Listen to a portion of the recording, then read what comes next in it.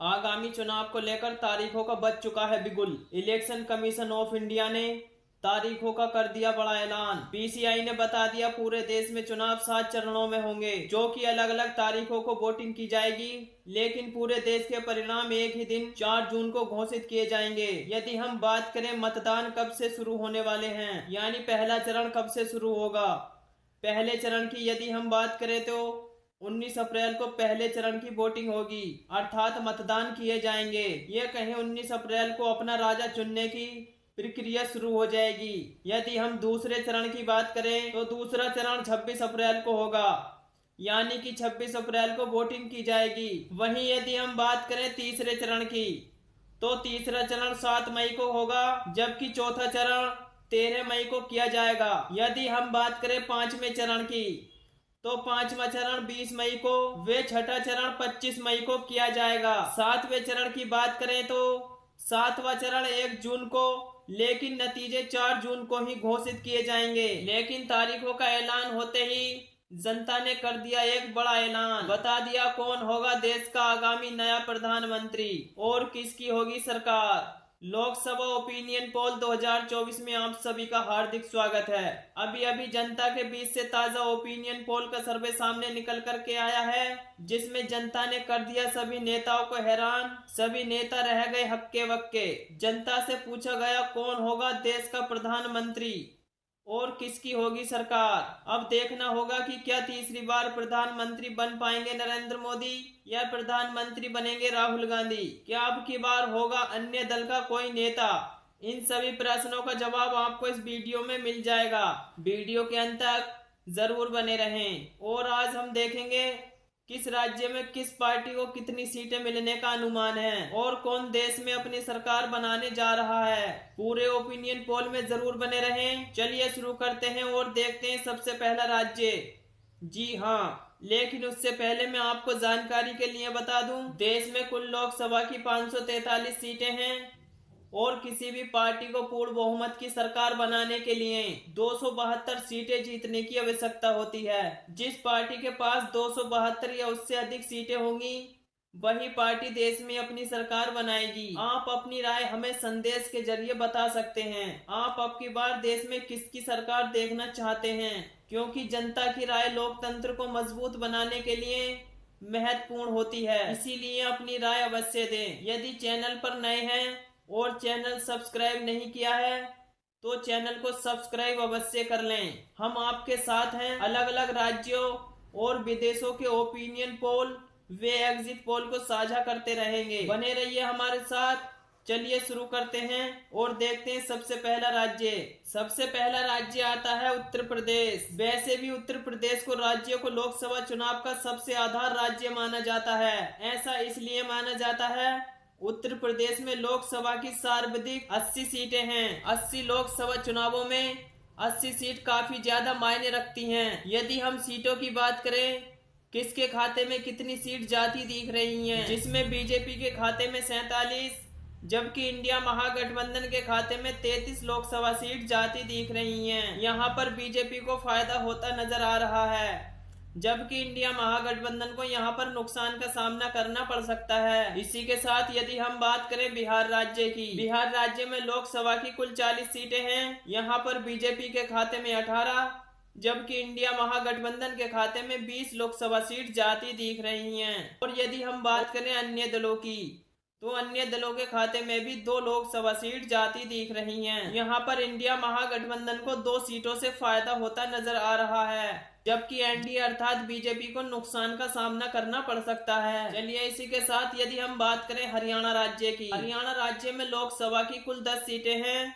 यहाँ पर बीजेपी के खाते में 5, जबकि इंडिया महागठबंधन के खाते में भी 5 लोकसभा सीट जाती दिख रही हैं। यहाँ पर बीजेपी व इंडिया के बीच बराबर की टक्कर देखने को मिल सकती है। चलिए इसी के साथ यदि हम बात करें महाराष्ट्र राज्य की, महाराष्ट्र राज्य में लोकसभा की कुल 48 सीटें हैं। एनडीए अर्थात बीजेपी के खाते में 18, जबकि इंडिया महागठबंधन के खाते में 30 लोकसभा सीट जाती दिख रही हैं। यहाँ पर इंडिया महागठबंधन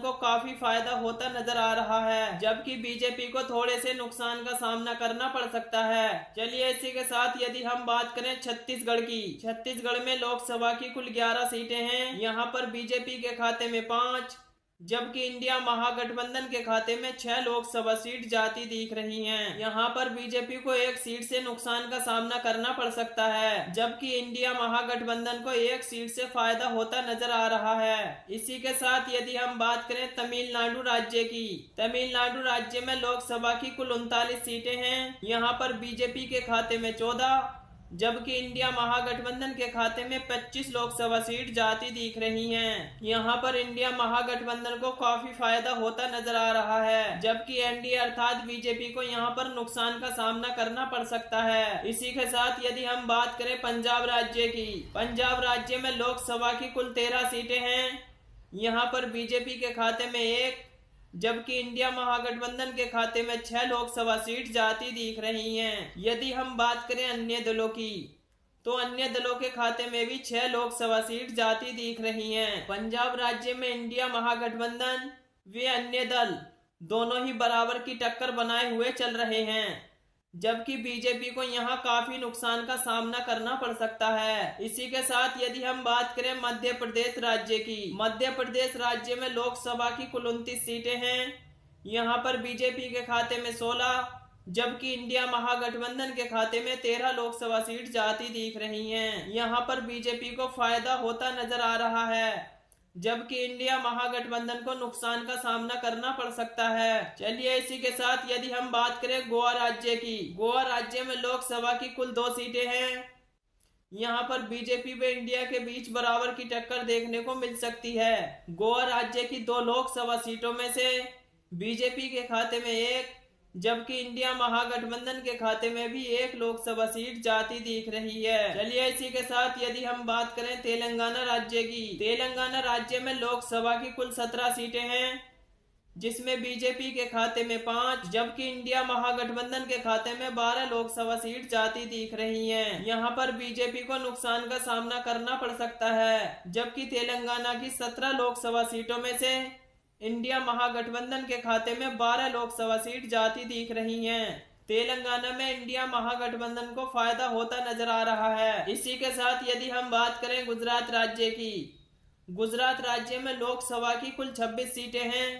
वैसे तो गुजरात राज्य को बीजेपी का गढ़ माना जाता है, लेकिन आप ओपिनियन पोल को देखिए और ताजा सर्वे को देखिए, आपको पता चल जाएगा। गुजरात की 26 लोकसभा सीटों में से बीजेपी के खाते में 18, जबकि इंडिया महागठबंधन के खाते में 8 लोकसभा सीट जाती दिख रही हैं। यहाँ पर बीजेपी को फायदा होता नजर आ रहा है, जबकि इंडिया महागठबंधन को यहाँ नुकसान का सामना करना पड़ सकता है। इसी के साथ यदि हम बात करें जम्मू कश्मीर राज्य की, जम्मू कश्मीर राज्य में लोकसभा की कुल 6 सीटें हैं।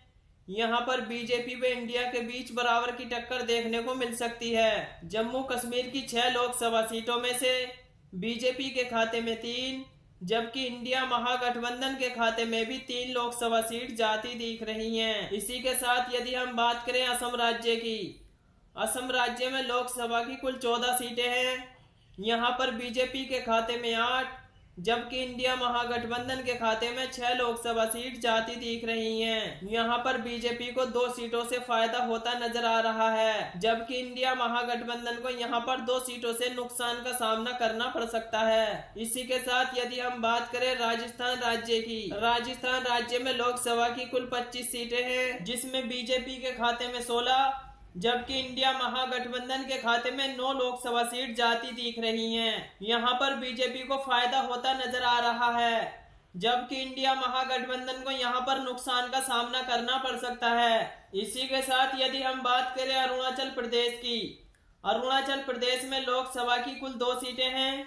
यहाँ पर बीजेपी व इंडिया के बीच बराबर की टक्कर देखने को मिल सकती है। अरुणाचल प्रदेश की 2 लोकसभा सीटों में से बीजेपी के खाते में 1, जबकि इंडिया महागठबंधन के खाते में भी 1 लोकसभा सीट जाती दिख रही है। चलिए इसी के साथ यदि हम बात करें मेघालय राज्य की, मेघालय राज्य में लोकसभा की कुल 6 सीटें हैं।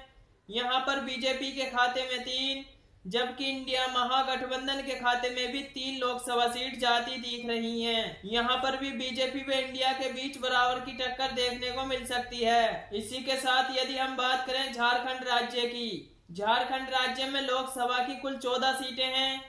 यहाँ पर बीजेपी के खाते में 6, जबकि इंडिया महागठबंधन के खाते में 8 लोकसभा सीट जाती दिख रही हैं। यहाँ पर इंडिया महागठबंधन को फायदा होता नजर आ रहा है, जबकि बीजेपी को नुकसान का सामना करना पड़ सकता है। इसी के साथ यदि हम बात करें केरल राज्य की, केरल राज्य में लोकसभा की कुल 20 सीटें हैं। यहाँ पर बीजेपी के खाते में 4, जबकि इंडिया महागठबंधन के खाते में 12 लोकसभा सीट जाती दिख रही हैं। यदि हम बात करें अन्य दलों की, तो अन्य दलों के खाते में भी 4 लोकसभा सीट जाती दिख रही हैं। केरल राज्य में बीजेपी व अन्य दोनों बराबर की टक्कर बनाए हुए हैं, जबकि इंडिया महागठबंधन को यहाँ पर काफी फायदा होता नजर आ रहा है। इसी के साथ यदि हम बात करें दिल्ली राज्य की, दिल्ली राज्य में लोकसभा की कुल 7 सीटें हैं। यहाँ पर बीजेपी के खाते में 3, जबकि यहाँ इंडिया महागठबंधन के खाते में 4 लोकसभा सीट जाती दिख रही हैं। इसी के साथ यदि हम बात करें मणिपुर राज्य की, मणिपुर राज्य में लोकसभा की कुल 2 सीटें हैं।